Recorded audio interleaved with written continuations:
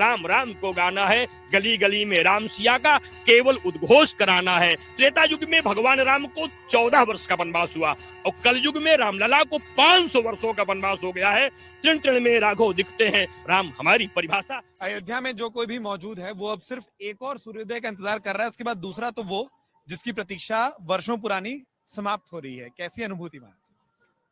जीवन के हर पल में राघव की एक छवि बस दिखती है, आने वाला क्षण ऐसा हो राम राम की एक कली में राघव प्रतिभा दिखती है। हर क्षण में राघव राघव ही राम राम दिखलाते हैं, चलते फिरते राम मिलेंगे आशा ही बन जाती है। हर पल में हर क्षण में राघव राम राम जिह्वा जपती, आंखों में वो राम कहाँ है यही घड़ी सबको दिखती। कब आएगा अवसर प्यारे राम लला मिल जाएंगे, 500 वर्षों का अभिश्राप पाप संताप सभी मिट जाएंगे। भक्त अनोखे श्रद्धावान सभी खुशी हो जाएंगे और पाप मिटेगा, पापों का भी अंत, पाप मिट जाएगा, विजय होगी सत्य सनातन की, संस्कृत भी खिल जाएगी। राम सेवकों को मुक्ति हो, राम सेवकों की मुक्ति हो, संत खुशी हो जाएंगे। राम भक्त को आने वाले राम लला मिल जाएंगे, राजा राम जपेंगे सब सिर। त्रेता युग में भगवान राम को 14 वर्ष का वनवास हुआ और कलयुग में रामलला को 500 वर्षों का वनवास हो गया है। वह वनवास समाप्त हो रहा है, आक्रांताओं का आतंक समाप्त हो रहा है।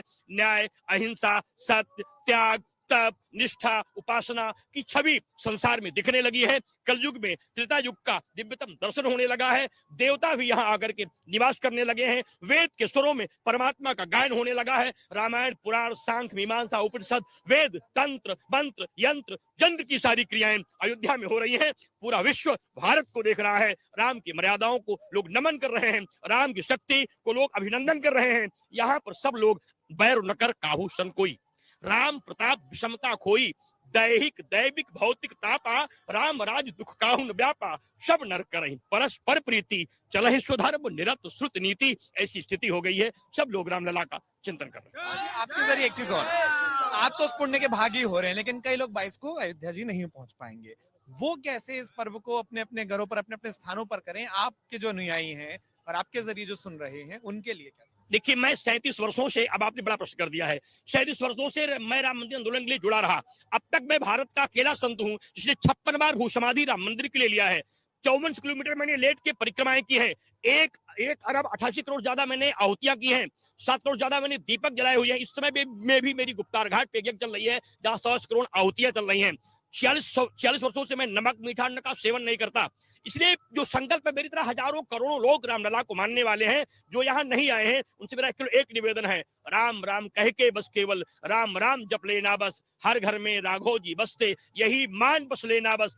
दीप जला के, ज्योति जला के राम गान हम गाएंगे, हर घर में राघव जी होंगे यही भाव अपनाएंगे। जहां जहां छिपे हैं राघव मेरे वहीं ध्यान को लाएंगे, अवध में बैठे बैठे राघव अपने घर को आएंगे, यही भाव मन में रखना है। राम राम को गाना है, गली गली में राम सिया का केवल उद्घोष कराना है। राम सभी में, राम आन है, राम प्राण है, राम हमारी अभिलाषा, तृण तृण में राघव दिखते हैं, राम हमारी परिभाषा। इसी व्यवस्था को लेकर के हम राम का चिंतन करें, चाहे सीमा पे हो, जंगल में हो, घर में हो, महल में हो, नदी किनारे हो, पहाड़ में हो, संत हो, महात्मा हो, साधक हो, कवि हो, कोविद हो, लेखक हो, साहित्यकार हो, व्यवस्थापक हो और राजसत्ता, हर व्यक्ति के लिए तो राम एक अंतिम तत्व है। राम को छोड़ के कोई कल्पना नहीं की जा सकती। अंतिम सवाल, जैसा आपने कहा कि आपने इतनी सारी परेशानियां झेली, अपने राम के लिए वो तब किए हैं, कई लोगों ने किए हैं।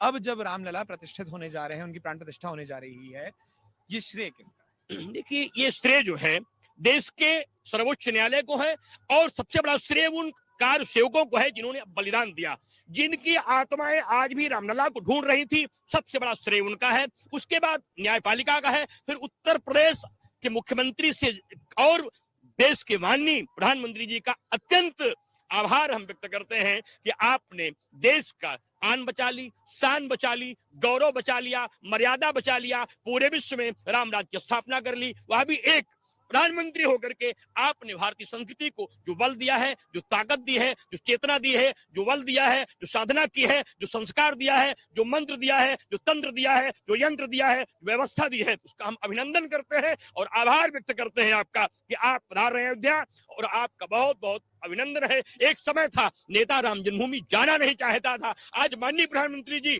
हमारे सरयू स्नान करेंगे, भगवान का अभिषेक करेंगे, प्राण प्रतिष्ठा करेंगे। पूरे विश्व के संतों को उन्होंने आह्वान किया है, मुझे भी आमंत्रण मिला है और मैं उसमें साक्षी के रूप में उपस्थित रहूंगा।